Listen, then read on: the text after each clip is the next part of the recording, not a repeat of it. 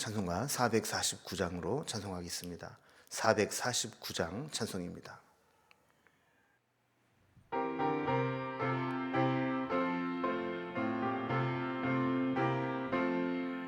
예수 따라가며 복음 순종하면 우리 행할 길 환하겠네. 주를 의지하며 순종하는 자를 주가 늘 함께 하시리라. 의지하고 순종하는 길은 예수 안에 즐겁고 복된 길이로다. 해를 당하거나 우리 고생할 때 주가 위로해 주시겠네. 주를 의지하며 순종하는 자를 주가 안위해 주시리라. 의지하고 순종하는 길은 예수 안에 즐겁고 복된 길이로다. 남의 짐을 지고 슬픔 위로하면 주가 상급을 주시겠네. 주를 의지하며 순종하는 자를 항상 복 내려 주시리라. 의지하고 순종하는 길은 예수 안에 즐겁고 복된 길이로다. 우리 받은 것을 주께 다 드리면 우리 기쁨이 넘치겠네.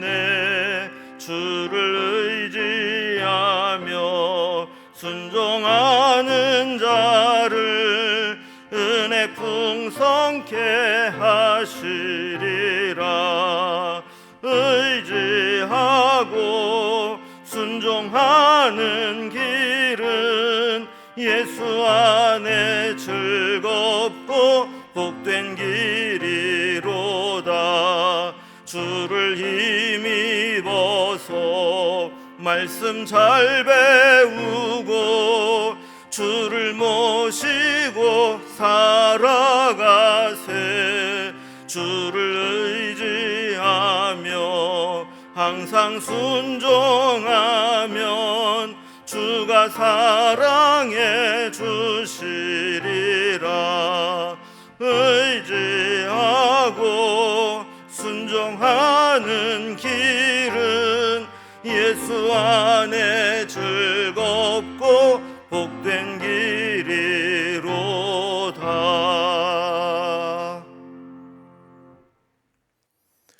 하나님 말씀은 누가복음 7장 18절에서 35절까지 말씀입니다. 누가복음 7장 18절에서 35절까지 말씀을 제가 봉독하겠습니다. 요한의 제자들이 이 모든 일을 그에게 알리니 요한이 그 제자 중 둘을 불러 주께 보내어 이르되 오실 그이가 당신이 오니이까 우리가 다른 일을 기다리오리이까 하라 하매 그들이 예수께 나아가 이르되 세례 요한이 우리를 보내어 당신께 여쭈어 보라고 하기를 오실 그이가 당신이 오니이까 우리가 다른 일을 기다리오리이까 하더이다 하니 마침 그때 예수께서 질병과 고통과 및 악귀 들린 자를 많이 고치시며 또 많은 맹인을 보게 하신지라. 예수께서 대답하여 이르시되 너희가 가서 보고 들은 것을 요한에게 알리되 맹인이 보며 못 걷는 사람이 걸으며 나병 환자가 깨끗함을 받으며 귀먹은 사람이 들으며 죽은 자가 살아나며 가난한 자에게 복음이 전파된다 하라. 누구든지 나로 말미암아 실족하지 아니하는 자는 복이 있도다 하시니라. 요한이 보낸 자가 떠난 후에 예수께서 무리에게 요한에 대하여 말씀하시되 너희가 무엇을 보려고 광야에 나갔더냐? 바람에 흔들리는 갈대냐? 그러면 너희가 무엇을 보려고 나갔더냐? 부드러운 옷 입은 사람이냐? 보라, 화려한 옷을 입고 사치하게 지내는 자는 왕궁에 있느니라. 그러면 너희가 무엇을 보려고 나갔더냐? 선지자냐? 옳다. 내가 너희에게 이르노니 선지자보다도 훌륭한 자니라. 기록된 바, 보라, 내가 내 사자를 내 앞에 보내노니 그가 네 앞에서 네 길을 준비하리라 한 것이 이 사람에 대한 말씀이라. 내가 너희에게 말하노니 여자가 낳은 자 중에 요한보다 큰 자가 없도다. 그러나 하나님 나라에서는 극히 작은 자라도 그보다 크니라 하시니 모든 백성과 세리들은 이미 요한의 세례를 받은지라. 이 말씀을 듣고 하나님의 의롭다 하되 바리새인과 율법교사들은 그의 세례를 받지 아니하므로 그들 자신을 위한 하나님의 뜻을 저버리니라. 또 이르시되 이 세대의 사람을 무엇으로 비유할까? 무엇과 같은가? 비유하건대 아이들이 장터에 앉아 서로 불러 이르되 우리가 너희를 향하여 피리를 불어도 너희가 춤추지 않고 우리가 곡하여도 너희가 울지 아니하였도다 함과 같도다. 세례 요한이 와서 떡도 먹지 아니하며 포도주도 마시지 아니하며 너희 말이 귀신이 들렸다 하더니 인자는 와서 먹고 마시매 너희 말이 보라 먹기를 탐하고 포도주를 즐기는 사람이요 세리와 죄인의 친구로다 하니 지혜는 자기의 모든 자녀로 인하여 옳다함을 얻느니라. 아멘. 우리 공생애를 시작하신 예수님이 이제 곳곳에 다니면서 말씀을 가르치시기도 하시고 또 삶의 현장에 찾아가셔서 저들의 문제를 해결해 주시고 기적과 능력을 베풀기도 했습니다. 이러면서 예수님에 대한 소문이 이제 사방에 이제 퍼져나가게 되었습니다. 6장에서 살펴본 말씀들이 사람들의 마음을 사로잡게 되었고 또 7장에서 행하신 이 기적들로 인해서 예수님의 소문이 더 확실하게 퍼져나가게 되었습니다. 이런 소문이 세례 요한의 제자들에게도 들려지게 되었고 요한의 제자들은 이런 예수님에 대한 소문을 감옥에 있는 스승 요한에게 알리게 되었습니다. 누가복음 3장 20절에 보면 세례 요한은 헤롯을 책망하고 그 결과 이제 감옥에 갇히게 되었습니다. 세례 요한이 감옥에 갇히고 난 후에 세례 요한은 세상에서 점점 잊혀져 가고 있었습니다. 그러던 중에 오늘 세례 요한이 다시 등장하게 됩니다.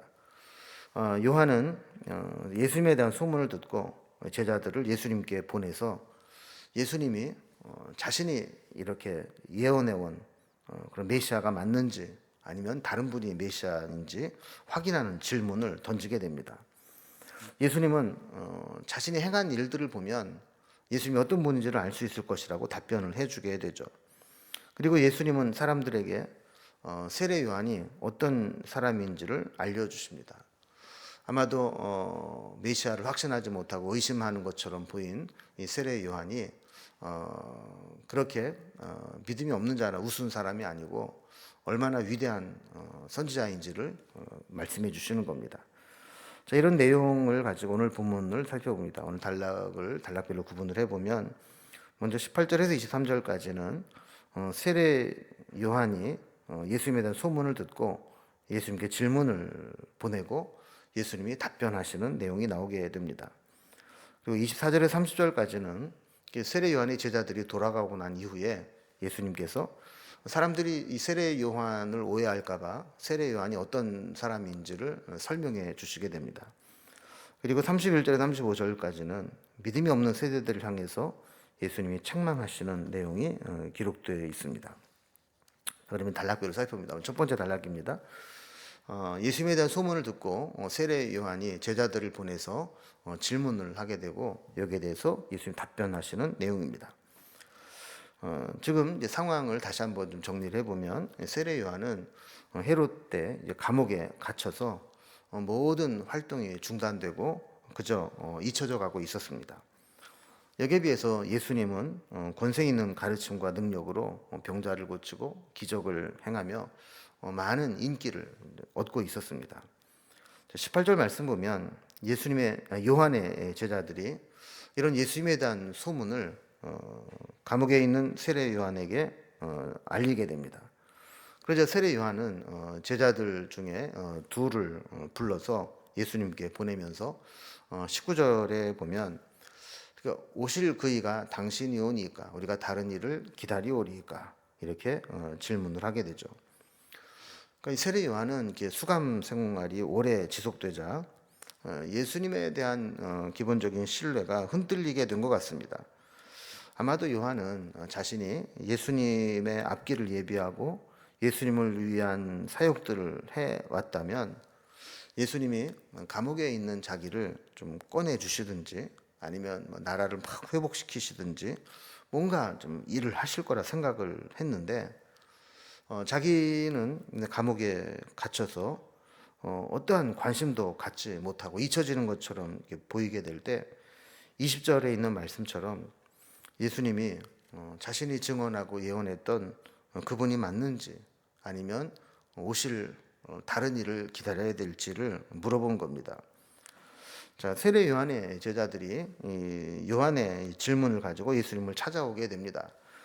21절에 보면 예수님이 마침 그때에 예수께서 질병과 고통과 및 악귀 들린 자를 많이 고치시며 또 많은 맹인을 보게 하신지라라고 했습니다. 그러니까 예수님은 질병과 고통과 악귀 들린 자를 고치고 계셨는데 이 장면을 함께 세례 요한의 제자들이 보게 된 겁니다. 자, 그들에게 이렇게 말씀합니다. 22절에 보면 너희가 가서 보고 들은 것을 요한에게 알리되 맹인이 보며 못 걷는 사람이 걸으며 나병 환자가 깨끗함을 받으며 귀먹은 사람이 들으며 죽은 자가 살아나며 가난한 자에게 복음이 전파된다 하라. 이렇게 전하게 됩니다. 이 말씀 우리가 잘 아는 이사야서 61장에 예언된 메시아의 사역, 치유와 회복의 사역에 예언된 말씀입니다. 지금 이 말씀이 세례 요한의 제자들이 보는 눈앞에서 그대로 이루어지고 있다라고 하는 것이죠. 눈으로 보듯이 예수님이 오셔서 이사야에서 예언된 메시아의 사역을 감당하고 있는 것, 이것을 요한에게 전하라는 것입니다. 오늘 보면 이제 우리도 세례 요한과 같은 회의에 빠질 때가 있습니다. 우리는 각자 내가 기대하는 예수님에 대한 기대치가 있습니다. 내가 원하는 예수님의 틀을 만들어 놓고 예수님이 내가 생각한 대로 되지 않으면, 움직이지 않으면 실망하고 낙심하기가 쉽다라는 겁니다. 이런 자들을 대해서 예수님은 23절에서 누구든지 나로 말미암아 실족하지 아니하는 자는 복이 있도다 이렇게 말씀을 하시게 됩니다. 우리에게 귀한 신앙의 자세를 가르쳐 주시는 것이죠. 우리가 주님을 따를 때 내가 원하는 대로 내 입맛에 맞도록 예수님이 움직여 주시기를 구하는 것이 아니라 예수님의 뜻이 무엇인지를 분별하고 깨닫고 따르는 것이 신앙의 본질이라는 것입니다. 이렇게 세례 요한이 보낸 질문에 답변을 하시고 난 후에 세례 요한의 제자들이 돌아가게 됩니다. 두 번째 단락을 보면 세례 요한의 제자들이 돌아가고 난 이후에 세례 요한이 어떤 존재인지에 대해서 설명을 해주시게 됩니다. 이 세례 요한의 제자들이 와서 세례 요한의 말씀을 전한 것을 듣고 아마 예수님의 제자들은 적지 않은 충격을 받은 것 같습니다. 세례 요한의 신앙이 저 정도밖에는 안 됐나 이런 생각이 들면서 좀 혼란스러웠을 것 같습니다. 이것을 아신 예수님은 세례 요한의 제자가 떠난 후에 남아있는 제자들에게 세례 요한이 어떤 존재인지를 설명해 줍니다. 24절 이하에 보면 너희가 무엇을 보려고 광야에 나갔더냐라고 질문을 합니다. 그러면서 수사의문문처럼 자답하는 형식으로 이야기를 하죠. 먼저는 바람에 흔들리는 갈대냐라고 묻습니다. 또 25절에 보면 부드러운 옷을 입은 사람을 보려고 광야로 나간 것이냐 이렇게 이야기를 합니다. 그리고 26절에 보면 그럼 너희가 보려고 나간 선지자를 보려고 나간 것이냐 이렇게 물어봅니다. 바람에 흔들리는 갈대를 보려고 광야까지 나가는 사람은 없습니다. 또 부드럽고 화려하고 또 사치하는 사람은 왕궁에나 도심에 있지 광야에서는 찾아볼 수가 없습니다. 광야는 이렇게 세례 요한과 같은 선지자가 머무르면서 그를 찾아오는 자에게 회개의 설교를 전하고 하나님 말씀을 전하는 곳입니다. 세상의 흐름에 물들지 않고 직설적이지만 정의롭고 진실한 메시지를 전하는 선지자가 있기에 그들은 광야에 있는 세례 요한을 찾으러 기꺼이 나아갔던 것입니다. 세례 요한은 변함없이 선지자였고 주의 길을 예비한 자였습니다. 세례 요한이 잠시 흔들렸다고 해서 세례 요한이 전한 메시지나 세례 요한이 증언한 예수님의 존재 자체가 잘못된 것은 아니라는 겁니다. 그래서 예수님은 이 세례 요한에 대해서 이렇게 이야기를 하죠. 27절 말씀처럼 기록된 바 보라 내가 내 사자를 내 앞에 보내노니 그가 내 앞에서 네 길을 준비하리라 한 것이 이 사람에 대한 말씀이라 분명히 말씀합니다. 세례 요한은 주의 길을 예비하고 준비한 하나님이 앞서 보내신 선지자라는 겁니다. 또 28절에 보면 내가 너희에게 말하노니 이 여자가 낳은 자 중에 요한보다 큰 자가 없도다. 그러나 하나님 나라에서는 극히 작은 자라도 그보다 크니라 이렇게 설명을 해주십니다. 세례 요한이 감옥에 오래 갇혀 있으면서 자신의 사역과 자신의 증언에 대해 잠시 흔들리긴 했지만 그가 지금까지 했던 사역, 그가 지금까지 전한 말씀들은 다 틀리지 않고 옳은 말씀이라는 것을 증명해 주신 것입니다. 그래서 여자가 낳은 자 중에 요한보다 큰 자가 없다. 그 정도로 세례 요한은 위대하고 귀한 선지자의 사명을 감당했다라는 겁니다. 근데 그 뒤에 있는 말씀이 좀 이해가 안 됩니다. 하나님 나라에서는 극히 작은 자라도 그보다 크다라고 말씀을 하는 거죠. 이것은 예수님 이후에 모든 것이 달라졌다는 것을 의미하는 겁니다. 예수님 이후에 은혜의 시대를 사는 사람들, 언약의 성취의 시대를 사는 사람들은 그 누구보다도 세례 요한보다 더 큰 은혜를 입게 될 것이기 때문에 예수님 이후에 예수님의 시대를 살고 있는 자는 세례 요한보다도 큰 자라 일컬음을 받게 된다라는 것이죠. 이 말씀을 들었을 때 그 말씀을 들은 사람들은 두 부류로 갈라지게 됩니다. 반응이 엇갈리게 됩니다. 29절에 보면 세례 요한의 말씀을 듣고 세례를 받은 후에 회개하고 변화된 자들은 예수님의 말씀을 듣고 옳습니다. 하나님 말씀이 의롭습니다. 이 세례 요한을 인정하는 고백을 합니다. 그러나 30절에 보면 바리새인들과 율법교사들은 세례 요한의 사역과 예수님에 대해서 받아들이지 않았습니다. 그리고 하나님의 뜻을 저버리게 됩니다. 우리도 마찬가지입니다. 스스로 은혜로부터 멀어지게 되면 우리는 아무리 기회가 주어져도 하나님의 말씀으로부터, 하나님의 은혜로부터 계속 멀어질 수밖에 없는 것입니다. 이제 마지막으로 이런 믿음이 없는 자들에 대해서 예수님이 책망하는 부분이 세 번째 단락에 나오게 됩니다. 이렇게 세례 요한의 세례도 받지 않고 하나님의 뜻도 거부한 자들에 대해서 예수님은 31절에서 이 세대의 사람을 무엇으로 비유할까? 무엇과 같은가? 이렇게 하면서 비유를 들어서 이렇게 복음을 거절하는 자들, 이런 자들을 이야기합니다. 32절에 이런 예를 듭니다. 자, 비유하건대 아이들이 장터에 앉아서 서로 불러 이르되 우리가 너희를 향하여 피리를 불어도 너희가 춤추지 않고 우리가 곡하여도 너희가 울지 아니하였다 함과 같도다 그랬습니다.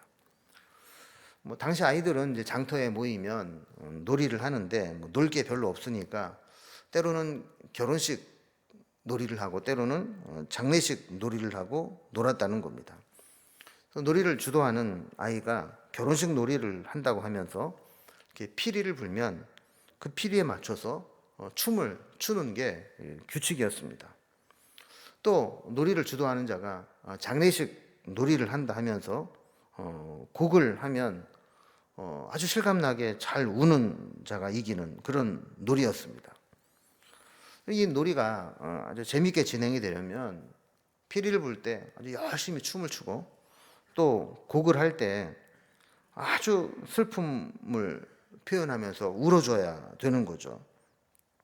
그런데 서기관과 바리새인들은 아무리 세례 요한을 보내고 예수님의 말씀을 전하고 기적과 능력을 행해도 그것을 믿음으로 받아들이질 않습니다. 어떤 반응도, 믿음의 반응도 하지 않습니다. 말씀에 부응하거나 회개하거나 변화시키지 않았습니다. 오히려 그들은 이 세례 요한이 광야에서 금식하는 모습을 보면서 귀신 들렸다 이렇게 비난을 하고 또 예수님이 이 제자들 세리와 죄인들과 함께 하시며 복음 전하는 것을 보면서 저들은 먹기를 탐하고 포도주를 즐기고 세리와 죄인들의 친구다, 이렇게 비난을 했다라는 겁니다. 그러니까 어떻게 해도 그들은 비난을 하는 겁니다. 세례 요한은 귀신 들렸다, 예수님은 죄인과 세리의 친구다. 그래서 35절에 보면 지혜는 자기의 모든 자녀로 인하여 옳다함을 얻느니라 라는 말씀을 전하게 됩니다. 아무리 부인하는 자들이 있어도 하나님의 자녀들은 믿음으로 옳다함을 얻게 된다는 겁니다. 어떻게 보면 종교적 기득권이 은혜를 받는데 방해가 되고 걸림돌이 될 수 있습니다. 흔들림 없이 복음에 반응하고 또 은혜의 자리로 나아가는 것이 필요한 겁니다.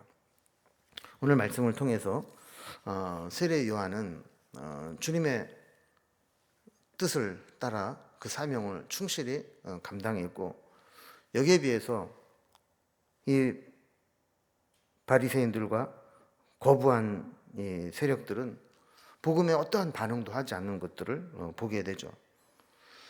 우리가 뭐 꼭 이런 자들은 아니라 할지라도 우리가 수많은 말씀들이 들려지고 때로 성령께서 우리에게 감동을 주시는데 우리가 민감하게 반응하지 못하고 아무리 피리를 불어도 춤추지 않고 곡하여도 울지 않는 그들처럼 하나님의 말씀에, 하나님의 인도하심에 움직이지 않는 자들이 된다면 우리는 주님께 칭찬받을 수 없게 되는 것이죠. 오늘 말씀을 생각하면서 우리가 세례 요한처럼 잠시 흔들릴 수는 있지만 우리에게 주신 사명을 잘 감당하고 주님의 말씀과 은혜에 민감하게 반응하는 그런 삶을 살아갈 수 있기를 주님의 이름으로 기원합니다. 기도하겠습니다. 하나님 아버지, 세례 요한이 잠시 흔들리긴 했지만 그는 여전히 위대한 사도였고 하나님의 뜻대로 살았던 것을 보게 됩니다.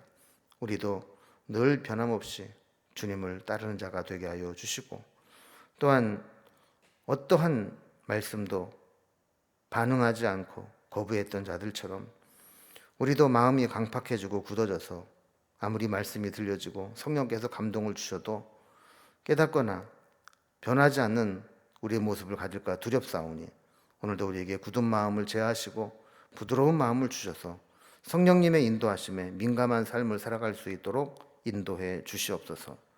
오늘도 주님과 동행하며 주님의 뜻을 따르기요 살아가기를 소망하며 예수님의 이름으로 기도드리옵나이다. 아멘. 각자의 두 제목들로 자유롭게 기도하시겠습니다.